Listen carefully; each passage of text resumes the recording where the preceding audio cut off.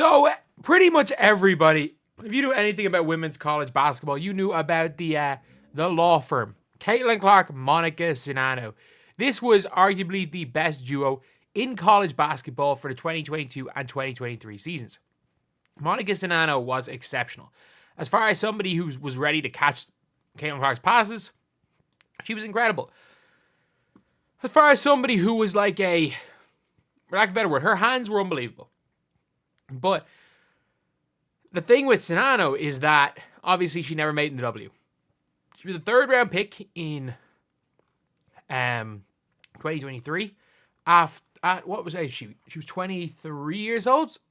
Wow, I didn't realize. Why did I think she played? Oh, she did play 5 years in college. Kate Martin played 6. That was it. Because I was like, she's about the same age as Kate Martin. But with Czinano in NCAA D1 in the 2022 season, she averaged 21.2 points per game and 17.1 the next year. But like, she led D1 in field goal percentage for a season. Like, she literally led it in field goal percentage. For her career, she shot nearly 70% from the field.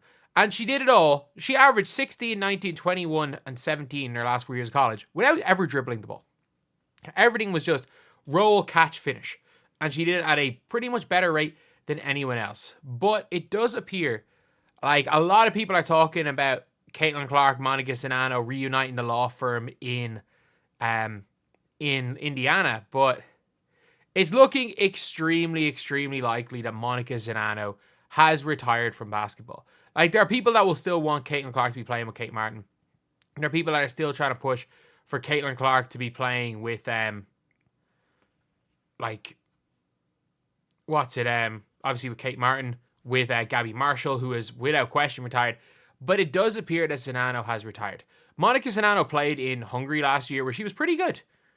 Like, she was pretty good in Hungary, and a lot of people thought maybe the Fever could have signed her. I thought, you know what, especially when things weren't working out with Leah Boston, if you would ask me who I would rather have, her or who I'd rather have, Czinano or Damiris Dantas, I'd probably take Czinano. Again, like, I'm just not a fan of Damiris Dantas. I'm sorry.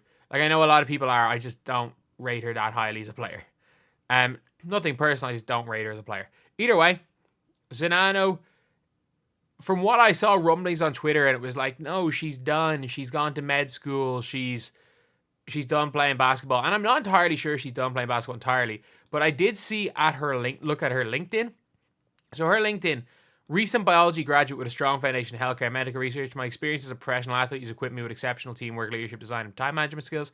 I'm passionate about patient care and clinical research, aiming to gain practical experience while preparing for medical school. My goal is to contribute to advancements in healthcare through roles such as clinical research coordinator, medical scribe, or patient care technician. My skills include lab techniques, data analysis, patient communication, and healthcare management. So, preparing for med school. I don't know if she started it yet. It says here, biology graduate, future medical student. And if you look at her experience, the professional athlete is specifically 1 year. It is 1 year for pro athlete. Like, no, like, to present, no professional athlete, like, I've done this, or she's not playing for anyone this year. But you can see here, she's obviously set up her own company with like personal coaching, team building workshops. So that seems to be where the focus is. And obviously she is preparing for med school. So a lot of people, I'm still seeing videos of potentially people talking about Monika Czinano coming back to the Indiana Fever. And it's just extremely, extremely unlikely. Like, I would be absolutely shocked if she plays pro basketball again. And that's fine. Like, the thing is, the problem with Czinano as far as the WNBA is concerned is that she's an undersized center. And this is why, even though she was drafted by the Sparks, she didn't make it past training camp.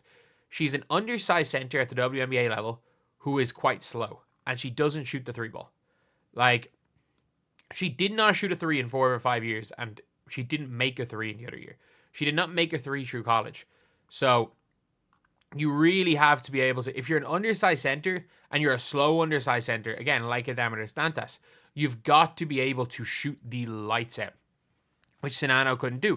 I reckon she could still finish on the inside at the W level. Like, you can't, for people saying, oh, there's no way she could. Like, in 2023, what did she have against what was it? Iowa versus South Carolina 2023. And this is where, like, she came up against an all-star in Aaliyah Boston. Like, Aaliyah Boston was a WNBA all-star that year. This was the last time before yesterday that South Carolina lost the game. And Monika Czinano in that game had 18 points. So she put up 18 points on an all-star, on 6 of 8 shooting on an all-star Aaliyah Boston, who only had 8 points on her. So she could probably survive at that level. The problem is like, again, there's a lot of good college players that their game doesn't translate as the game gets faster. Like, Aaliyah Boston did not look nearly as slow as she actually is in college. Or not nearly as slow as she has in the WNBA when she was in college. But it was just, there was no real long-term prospects for her as a WNBA player. And then even going overseas, I'm surprised she probably did get good offers, but decided to, if she wants to go to med school, med school is not, like, it's, what is it, 4 years? 4 years? She's 24 years old now. Like, you don't want to be finishing, realistically, stuff in your 30s. You want to be well into your work by then. Again, life is a marathon, not a sprint, so it's not the end of the world if she does, but it does seem highly unlikely that Monika Czinano will be playing in the W. So I don't really see there being much of a purpose of, like, speculating whether or not she's going to be there. Fantasy booking her into the Fever teams, and yeah, I'd say it's extremely, extremely unlikely that is something that is going to happen. So anyway, yeah, let me know. Let me know in the comments what you guys think. Do you guys think that I'm just, like, almost overreacting to this, that there's a chance that she ends up still being in the draft, or not in draft, chance that she'll be in the free agency pool? There's a chance that, they take her as a backup center. I think especially if they are protecting Temi Fagbenle, that it is a near zero, and I mean near 0% chance that, like, she's in the W. I would say there's a 99% chance she goes down the route of going to medical school, and she's probably retired. So officially there's no word that she's retired, but from everything we can see, it seems that that's the case.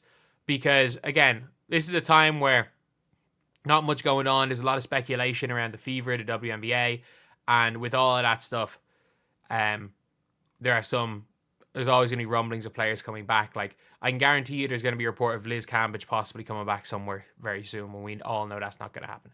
So yeah, that's pretty much it. See you guys.